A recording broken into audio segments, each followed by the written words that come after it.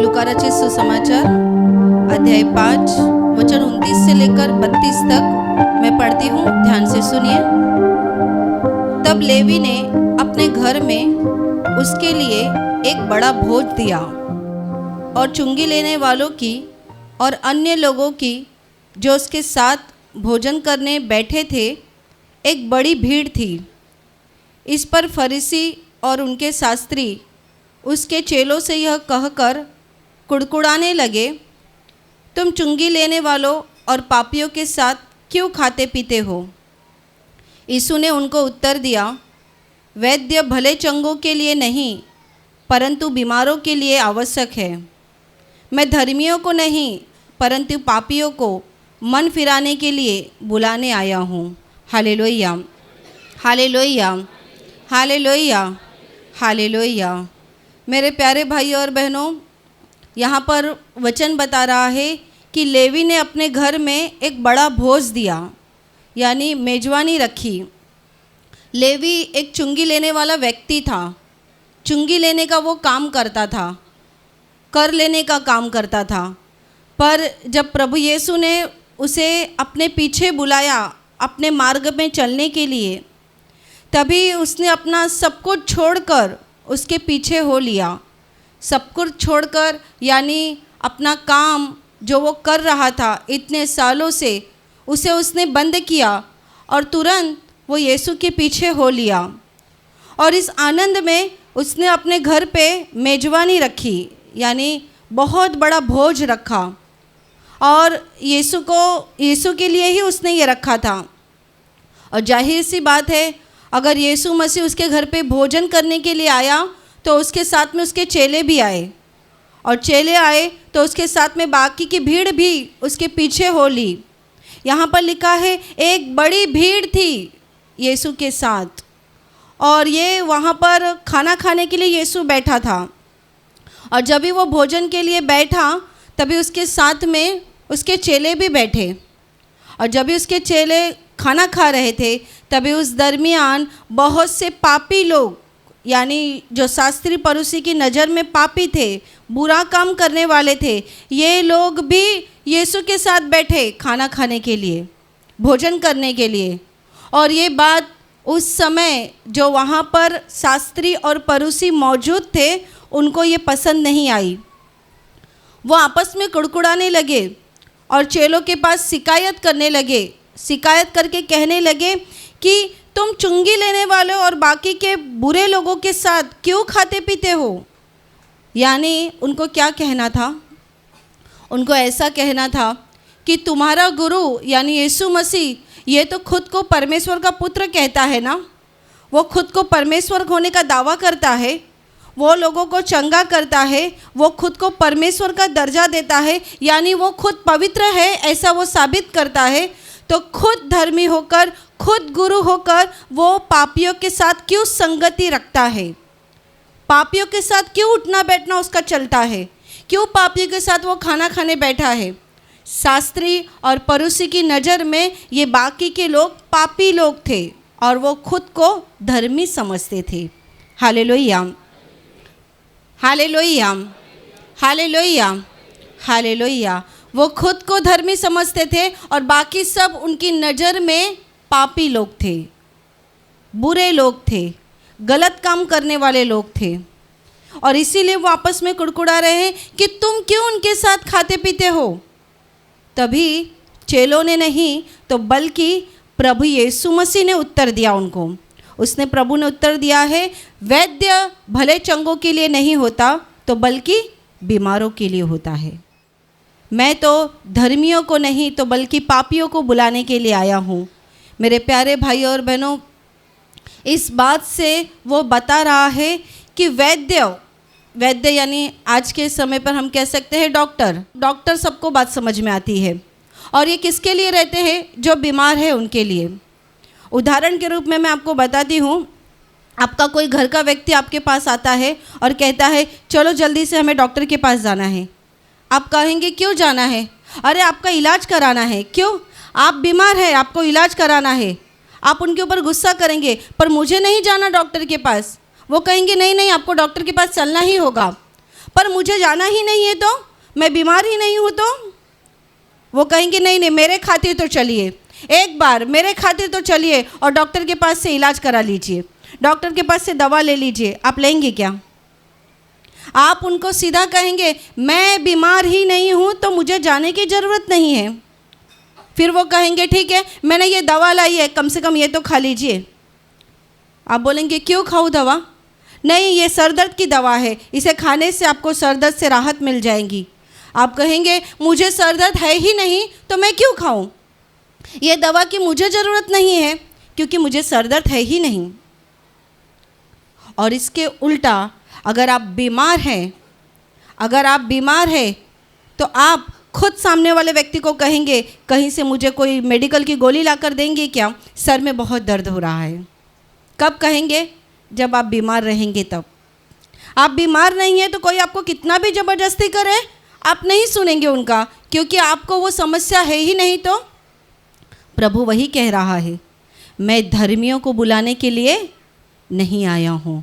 जो खुद को धर्मी समझते हैं, जिनको लगता है मैं अच्छा हूँ, मैं खुद की नज़र में अच्छा हूँ, मैं अपने जीवन में अच्छा चल रहा हूँ, प्रभु कहता है तुम्हें मेरी ज़रूरत नहीं है, मैं तुम्हारे लिए नहीं आया हूँ।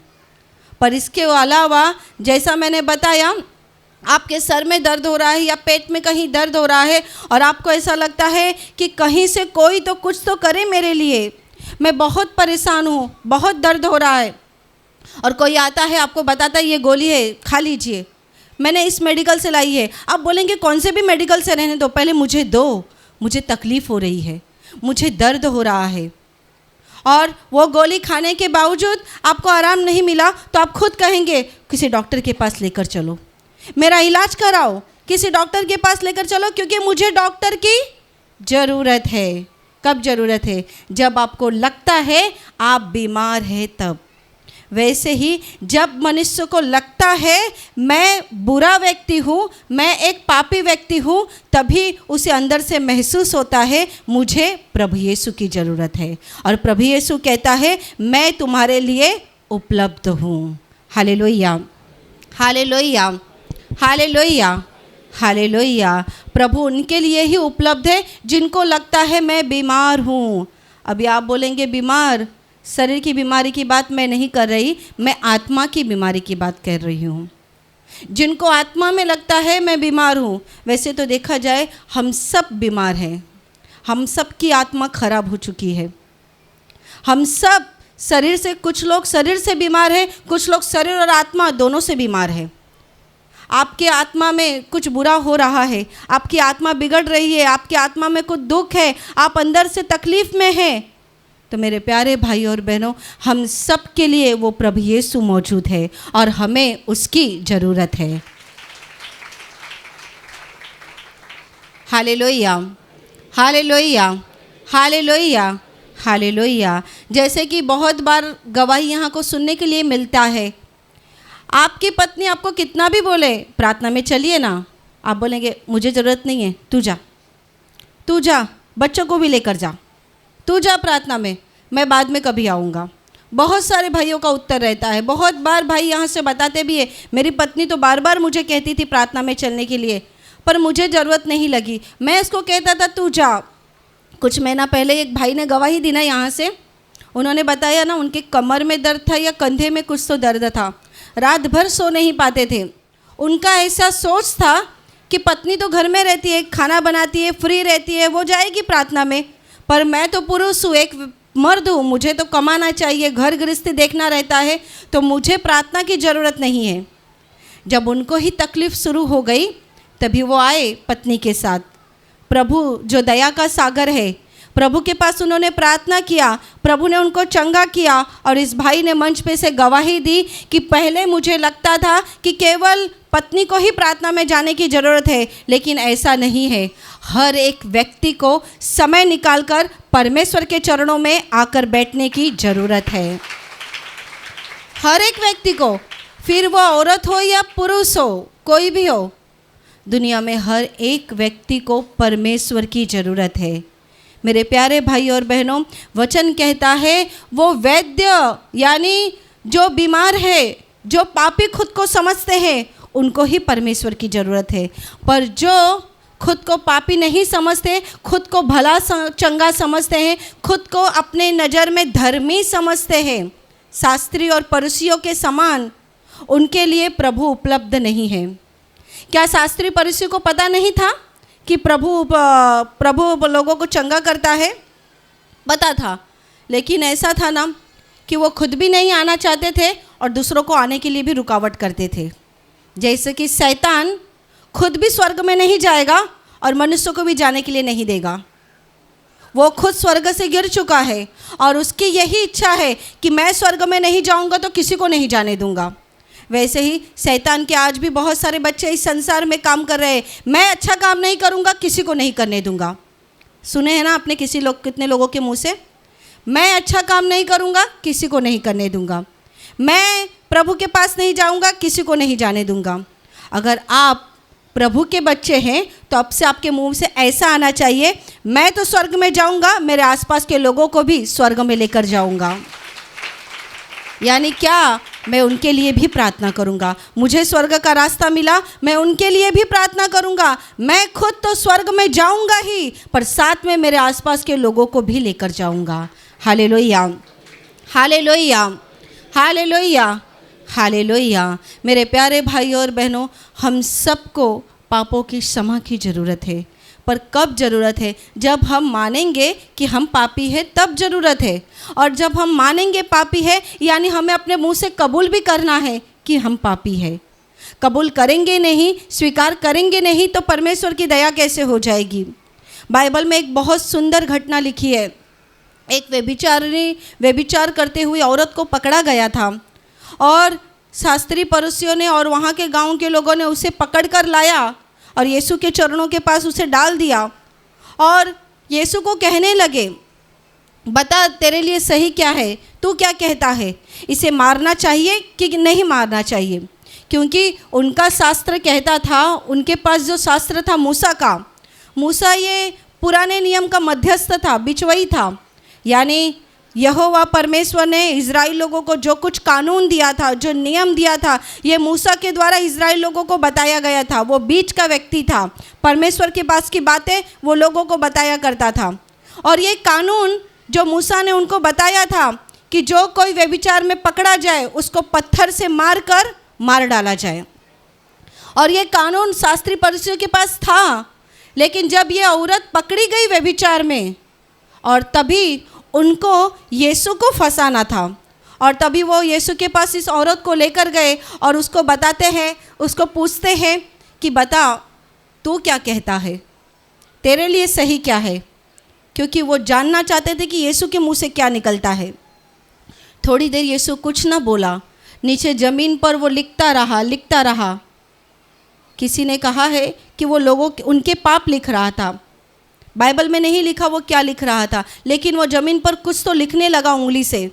और उसके बाद वो उठा, उसके सामने तो वो व्यभिचार करने वाली औरत पड़ी ही थी, रो रही थी। और वो उठा और उसने शास्त्री फरीसियों को और वहाँ के आसपास के लोगों को, जिनके हाथ में पत्थर थे और वो इंतज़ार कर रहे थे कि प्रभु के मुंह से शब्द निकले और हम इसको ख़त्म कर दें। और तभी प्रभु खड़ा हुआ और प्रभु ने कहा, तुम में से जो निष्पाप है वो पहला पत्थर इसे मारे। और इस एक वाक्य ने उनके दिल को हिला डाला, उनके पैर के नीचे की ज़मीन को सरका डाला, उनके हाथ से पत्थर को गिरा डाला। क्यों? ये एक वाक्य उनके जीवन को उनके सामने खड़ा कर दिया था। प्रभु ने क्या कहा? तुम में से जो निष्पाप है वो उसे पहला पत्थर मारे। निष्पाप कौन था बताइए? कौन था वहाँ पर? केवल यीशु था। वहाँ पर जो इतने लोगों के बीच में था वो केवल यीशु ही था, बाकी कोई नहीं था। और उनके हाथ से तो पत्थर गिर ही गया और वो सब एक एक करके निकल गए, सब चले गए। अंत में केवल यीशु खड़ा रह गया और उसके सामने वो व्यभिचार करने वाली औरत ज़मीन पे पड़ी रह गई। और फिर यीशु ने नज़र उठाकर देखा तो वो औरत वहाँ पर पड़ी थी। यीशु ने उस औरत को कहा, क्या तुझे किसी ने दंड नहीं दिया? उसने कहा, हे प्रभु, किसी ने नहीं। तब उसने कहा, जा, मैं भी तुझे दंड नहीं देता, अब से पाप मत करना। Hallelujah, hallelujah, hallelujah, hallelujah. अब मुझे बताइए, उस व्यभिचार करने वाली औरत ने पापों की क्षमा मांगी थी क्या प्रभु के पास? अपने पाप को कबूल किया था क्या? तो प्रभु ने क्यों कहा, जा, अब से पाप मत करना? क्यों कहा? क्यों कहा पता है? वो जो प्रभु के चरणों के पास पड़ी थी और रो रही थी, ये इस बात को दर्शाता है, इस बात को दिखाता है कि वो अपने पापों को कबूल कर चुकी थी। वो प्रभु के सामने रो रही थी और उसका रोना ही पश्चाताप दिखा रहा था। और वो जिस प्रकार से प्रभु के सामने पड़ी थी, ये इस बात का सबूत था कि वो प्रभु के सामने नम्र होकर अपने गुनाहों के लिए रो रही थी, क्षमा मांग रही थी। उसे पता था अगर इसने एक वाक्य कहा तो ये मुझे मार डालेंगे, पर प्रभु के एक शब्द ने उस व्यभिचार करने वाली औरत को बचाया, और केवल बचाया नहीं तो पापों की क्षमा भी दे दी। Hallelujah, hallelujah, hallelujah, hallelujah, hallelujah. अगर इसके उल्टा वो औरत करती है ऐसा कुछ, जब उसे पकड़ के लाया गया तो वो सीधा तनकर खड़ी होती और कहती, आपको जो करना है वो आप न्याय करो, ये यीशु कौन होता है मेरा न्याय करने वाला? तो क्या होता बताइए? यीशु उसके बीच में पड़ता क्या? नहीं पड़ता। उसकी नम्रता उसके पाप के गुनाहों को वो कबूल कर रही है, इस बात को दर्शा रही थी। वो जो अपने मुंह से कुछ ना बोल रही थी, लेकिन उसके आंखों के आंसू इस बात को ऐलान कर रहे थे कि मैंने पाप किया है, मैंने पाप किया है। ये जो कह रहे हैं वो सही कह रहे हैं, मैंने वो गुनाह किया है। इस बात को वो दर्शा रही थी। अगर वो उठकर खड़ी रहती और कहती, मुझे तेरी ज़रूरत नहीं, मैंने जो किया है वो इस बात का फैसला ये शास्त्री पड़ोसी के गांव के लोग कर देंगे, तो मैं आपको कहती बाइबल में वो घटना लिखी ना जाती, क्योंकि वो उसको मार ही डालते और फिर कोई गवाही ना तैयार होती। पर व्यभिचारी औरत की गवाही, उसकी घटना सुप्रसिद्ध घटना हो गई है कि इस बात को दर्शाता है कि वो अपने मुंह से ना बोली, लेकिन प्रभु के चरणों में रोती रही, और इसीलिए प्रभु ने आत्मा में जान लिया कि वो अपने गुनाहों को मान चुकी है, वो अपने पापों के लिए रो रही है। इसीलिए प्रभु ने कहा कि जा, अब से पाप ना करना। Hallelujah, hallelujah, hallelujah, hallelujah. मेरे प्यारे भाई और बहनों, बहुत बार ऐसा हमारे जीवन में भी होता है, केवल उस औरत के जीवन में नहीं। उसने व्यभिचार का पाप किया, ये बात अलग है, लेकिन ध्यान दीजिए, उसने पाप किया और वैसे पाप तो हम भी करते हैं कि नहीं? हम भी करते हैं, पर हम उस औरत के समान प्रभु के सामने झुकते हैं कि नहीं, ये ज़रूरी बात है। प्रभु के सामने घुटना टेकते हैं कि नहीं, ये ज़रूरी बात है। प्रभु के सामने हाथ जोड़कर अपने पापों को कबूल करते हैं कि नहीं, ये बात है। नहीं तो बहुत लोग पाप करते हैं और सीधा कहते हैं, मैंने क्या किया है, मैंने थोड़ी ना कुछ किया है, मैंने थोड़ी ना कुछ किया है। हम झूठ आसानी से कहते हैं और कहते हैं मैंने थोड़ी ना कुछ किया है। हम आसानी से रिश्वत लेते हैं और कहते हैं मैंने थोड़ी ना कोई पाप किया है। जो प्रभु के सामने तनकर खड़ा रहता है, कड़क खड़ा रहता है, उसको प्रभु के पास से क्षमा नहीं मिलती है। पर जो उस व्यभिचारी औरत के समान प्रभु के सामने झुक जाता है, उसके बड़े से बड़े गुनाहों को प्रभु माफ़ करता है और पापों की क्षमा देता है। Hallelujah, hallelujah, hallelujah, hallelujah. मेरे प्यारे भाई और बहनों, आज अपने गुनाहों को मान लीजिए, अपने पापों को मान लीजिए। बाइबल में एक और सुंदर घटना लिखी है पाप क्षमा के विषय में, जो प्रभु यीशु ने उनको दिया।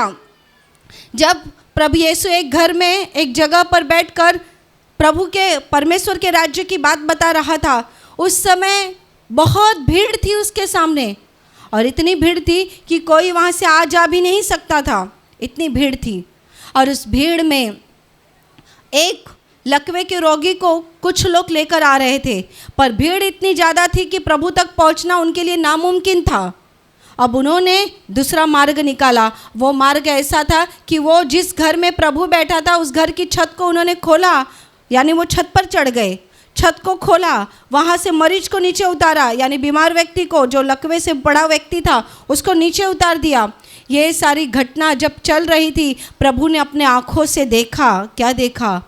उस लकवे के रोगी का विश्वास और उसके साथ में लाए हुए लोगों का विश्वास। दोनों जरूरी है, ध्यान से सुनिए, दोनों बात जरूरी है। लकवे के रोगी का विश्वास और उसके साथ में लाए हुए लोगों का विश्वास। क्योंकि अगर केवल लोगों का विश्वास होता और उस लकवे के रोगी का, जो लकवे से बीमार था, उसका विश्वास ना होता, तो वो इनकार करता प्रभु के पास जाने के लिए। लेकिन उसने इनकार नहीं किया, वो उस हालत में तैयार हो गया छत से नीचे उतरने के लिए। और जब वो नीचे उतरा तब प्रभु ने कहा कि उठ, अपनी खाट उठा और चल फिर। तभी ये शास्त्री फरीसी फिर से कमर पे हाथ डाल के खड़े हो गए। ये कौन है? पापों की क्षमा देने वाला। ये तो परमेश्वर की निंदा करता है, ये खुद को परमेश्वर बताता है, बहुत सारी बातें। यहाँ पर कुछ ही बात लिखी है, पर वहाँ पे शास्त्री फरीसी कितने सारे थे, और वो आपस में कुड़कुड़ाते थे। ये कौन है? पापों की क्षमा करता है, खुद को परमेश्वर बताता है, ये तो परमेश्वर की निंदा करता है। तभी प्रभु ने अपने मन में जान लिया कि ये कितना व्यर्थ बड़बड़ कर रहे हैं, और प्रभु ने कहा, सहज क्या है, आसान क्या है? क्या ये कहना कि उठ, तेरे पाप क्षमा हुए, या ये कहना कि अपनी खाट उठा और चल फिर? तब प्रभु ने उस लकवे के रोगी की तरफ देखा, वो बीमार व्यक्ति की तरफ देखा, और उसे कहा, मैं तुझसे कहता हूँ, अपनी खाट उठा और चल फिर, चला जा। और वो लकवे का रोगी तुरंत खड़ा हुआ, अपनी खाट उठाई और अपने घर पे लोगों के साथ चला गया। Hallelujah, hallelujah, hallelujah. प्रभु ने दो बातें की। पहली बात, उसे कहा, तेरे पाप क्षमा हो गए। अभी उसे लकवे का बीमारी था, तो जरूर उसके जीवन में कुछ तो का पाप हुआ होगा ना। इतना बड़ी बीमारी उसको आसानी से तो नहीं आ गई, कुछ तो पाप था, इसकी वजह से उसके सर में बीमारी था। और इसके लिए प्रभु ने उसको पहला वाक्य कहा कि तेरे पाप क्षमा हो गए। लेकिन इस बात को वो मानने के, इस बात को आसपास के शास्त्री फरीसी हजम नहीं कर रहे थे, इसीलिए दूसरा वाक्य प्रभु को कहना पड़ा कि उठ, अपनी खाट उठा और चल फिर। और तभी उसके सामने उसने अपनी खाट उठाई और चला गया। इस बात से सबूत मिलता है कि प्रभु को संसार में पाप क्षमा करने का अधिकार था। Hallelujah, hallelujah, hallelujah, hallelujah. मेरे प्यारे भाइयों और बहनों, इस बात को अच्छे से समझ लीजिए, अच्छे से। आपको लगता है प्रभु चंगा करने वाला प्रभु है, सच है, वो चंगा करने वाला प्रभु है। वो दुख से, बीमारी से, समस्याओं से छुटकारा देने वाला प्रभु है। इसके लिए हम उसको छुटकारा देने वाला प्रभु भी कहते हैं। पर एक बात ध्यान रखना, उसका इस संसार में आने का पहला मकसद था दुनिया में पाप क्षमा उपलब्ध करके देना। पाप क्षमा, लोगों का उद्धार करके देना। लोगों को पाप क्षमा मिलना जरूरी था, क्योंकि पाप क्षमा सिवाय कोई भी स्वर्ग में नहीं जा सकता। इसीलिए प्रभु ने लोगों के बीच में वो इसीलिए आ गया कि लोगों को पापों की क्षमा मिल जाए। Hallelujah, hallelujah, hallelujah, hallelujah. बहुत साल पहले एक सुंदर गवाही आई थी, एक घटना हो गई थी। बहुत साल पहले की बात है, मुझे लगता है 10-12 साल तो हो चुके रहेंगे। ये एक भाई ने गवाही दी थी, जो कि ये गवाही हम पहले जब 4 दिन का निवासी शिविर होता था, उस समय पाप का जो निवासी शिविर में प्रवचन रहता था, उसमें ये गवाही हमेशा लोगों को बताया करते थे। ये गवाही ऐसी है कि रविवार का दिन था और एक भाई को व्हीलचेयर पे लाया गया था। उसको गाड़ी में लाने के बाद उसको व्हीलचेयर पे लाया गया था। व्हीलचेयर में वो आया, उस समय हम सब ने देखा उसको व्हीलचेयर पर, हमारे स्वयंसेवक जो भाई थे, वॉलेंटियर भाई थे, उन्होंने मदद किया, साथ में उसकी पत्नी थी और उसको अंदर लाया, बिठाया गया। ये भाई पहली बार आया था, वो प्रार्थना में आया और ब्रदर ने प्रवचन देना शुरू किया। प्रवचन के दरमियान ही उसे उसके पापों की याद आने लगी, सारे पापों की, और उसके बाद प्रार्थना हो गई। उसके जीवन में क्या हुआ पता नहीं। वो घर गया, घर जाने के बाद उसने मंच पर जब गवाही दी तभी हमें पता चल गया, क्योंकि उस भाई को हम सब ने देखा था। कुछ महीने के बाद या कुछ सप्ताह के बाद, ठीक से याद नहीं, वो मंच पर आया गवाही देने के लिए और उसने ऐसा बता दिया कि जब वो पहली बार आया था तभी उसको व्हील चेयर पर लाया गया था, और व्हील चेयर पर उसको इसीलिए लाया गया था क्योंकि उसको लकवा हो चुका था, आधा भाग उसका लकवा से चला गया था, निकम्मा हो गया था आधा भाग। और उसकी पत्नी ने उसको प्रार्थना में लाया, किसी ने बताया प्रार्थना के विषय में। ये भाई प्रार्थना में आ गए। प्रार्थना में आने के बाद ब्रदर के प्रवचन के दरमियान इस भाई का परिवर्तन हो गया। उसने अपने पापों को जान लिया। उसका पाप एक ऐसा था कि उसकी एक बहन थी और उस बहन ने इस भाई के विरुद्ध में जाकर शादी की थी, जो इस भाई को मंजूर नहीं थी, और इसकी वजह से काफ़ी सालों से ये अपने भाई बहन से बातें नहीं करता था और बहन के साथ कुछ झगड़ा भी हो चुका था। और तब से धीरे धीरे उसको कुछ बीमारी शुरू हो गई और बाद में वो बहुत बीमार पड़ गया और अचानक से उसको लकवे की बीमारी हो गई। और इस दरमियान उसको याद आई कि उसको प्रार्थना में ये बात अनुभव हो गया कि मैंने अपनी बहन को इतने सालों से बात नहीं की, उससे क्षमा नहीं मांगी, उसको क्षमा नहीं की है। और इस भाई ने बहुत रोकर प्रार्थना किया। उसके बाद ये भाई घर चले गए प्रार्थना होने के बाद, और अपनी पत्नी के साथ अपनी बहन के घर चले गए। उनकी बहन जहाँ कहीं रहती थी उनके घर चले गए। वहाँ जाने के बाद अपनी बहन से मेल मिलाप किया, अपनी बहन से माफ़ी मांगी और उसे क्षमा किया और उसे बताया मैं ऐसे ऐसे जगह पर गया था, वहाँ पर ब्रदर ने ऐसा ऐसा बताया था, इसलिए प्रभु यीशु के नाम से मैं तुझे माफ़ करता हूँ और मुझे भी तू क्षमा कर देना। इस बात से उस बहन के दिल को भी अच्छा लगा और इस भाई को भी पसंद आया। उस समय से प्रभु का अनुग्रह हो गया। उसने बहन के साथ मेल मिलाप किया। प्रभु के अनुग्रह से इस भाई के शरीर में, उसकी प्रकृति में धीरे धीरे बदलाव शुरू हो गया। धीरे धीरे उनकी बीमारियां खत्म होने लगी और बाद में उनके लकवे की बीमारी पूरी निकल गई और ये भाई अपने पैर से चलकर मंच पर लोगों के सामने गवाही देने के लिए आए। उन्होंने खुद बता दिया ब्रदर के प्रवचन के द्वारा मेरा दिल बदल गया। और जब वो मंच पर आए तभी हमने देखा था वो कैसे दौड़ रहे थे मंच के ऊपर, और उन्होंने बताया मैं यहाँ पर व्हील चेयर से मुझे लाया गया क्योंकि मैं अपने पैर से चल नहीं सकता था, लेकिन प्रवचन के द्वारा और प्रार्थना के द्वारा मेरा दिल बदल गया। उस दिन से मैंने प्रभु के पास प्रार्थना करना शुरू किया, अपने बहन से बात करना शुरू किया, अपने जीवन में अपने पापों को मैंने कबूल करना शुरू किया और प्रभु का अनुग्रह हो गया और उस दिन से वो भाई पूरी तरह से चंगे हो गए। Hallelujah, hallelujah, hallelujah, hallelujah. मेरे प्यारे भाई और बहनों, ये गवाही पहले हम लोगों को बताया करते थे कि पाप क्षमा करना और पापों की कबूली करना हमारे जीवन में कितना ज़रूरी है हमारे जीवन में, क्योंकि प्रभु धर्मियों के लिए नहीं तो बल्कि पापियों के लिए आया है। अगर आपको लगता है आप धर्मी हैं तो आपको प्रभु यीशु की ज़रूरत नहीं। आप 10 बार भी यहाँ पर आकर प्रभु के चरणों के पास बैठेंगे तो भी प्रभु की चंगाई आपके जीवन में काम नहीं करेगी। प्रभु का सामर्थ आपके जीवन में काम नहीं करेगा, क्योंकि आपने अपने दिल का दरवाज़ा बंद करके रखा है। वो दरवाज़ा कब खुलेगा? जब आप अपने मुंह से कबूल करेंगे, अंगीकार करेंगे कि मैं पापी हूँ, प्रभु मुझे तेरी ज़रूरत है। तभी प्रभु कहेगा हाँ मैं तेरे लिए उपलब्ध हूँ, मैं तेरे लिए संसार में आ गया हूँ, मैं तेरे लिए इस संसार में क्रूस पर मैंने जान दे दी है। मेरे प्यारे भाइयों और बहनों, आप दुनिया में इस समय आप कैसे भी व्यक्ति हो, कौन से भी परिस्थिति में हो, लेकिन ध्यान रखना पाप क्षमा हमें परमेश्वर से जोड़ देती है, परमेश्वर से जोड़ देती है।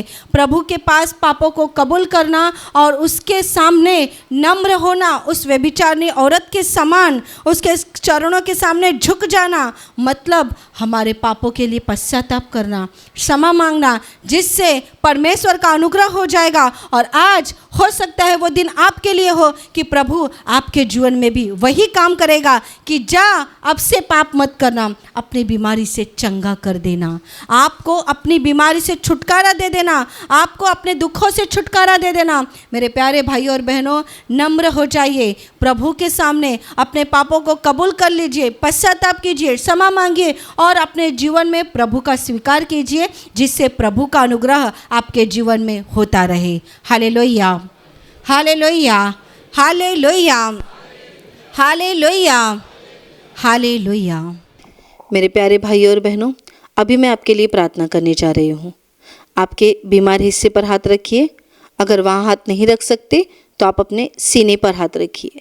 विश्वास कीजिए वो प्रभु यीशु इस घड़ी आपको छुएगा और आपको चंगा करेगा। धन्यवाद स्वर्गीय पिता, धन्यवाद प्रभु यीशु, धन्यवाद पवित्र आत्मा, धन्यवाद स्वर्गीय पिता। मैं तुझे धन्यवाद देती हूँ कि आज इस वचनों को सुनने के लिए तूने इनके दिल को खोला और इनको आशीषित किया है। प्रभु यीशु के पवित्र नाम से आपके शरीर के सारी बीमारियां इसी घड़ी निकल जाए। आपके शरीर का सारा दर्द प्रभु यीशु के नाम से नष्ट हो जाए। आपके जीवन का दुख, संकट प्रभु यीशु के नाम से खत्म हो जाए। आपके मन की इच्छा प्रभु यीशु के इच्छा के अनुसार पूरी हो जाए। जिनके जीवन में दुष्ट आत्मा काम कर रही है, मैं प्रभु यीशु के नाम से आज्ञा देती हूँ, उन्हें दुष्ट आत्माएं छोड़कर निकल जाए। आपके ऊपर और आपके परिवार पर प्रभु यीशु के महान आशीष आ जाए। आमीन।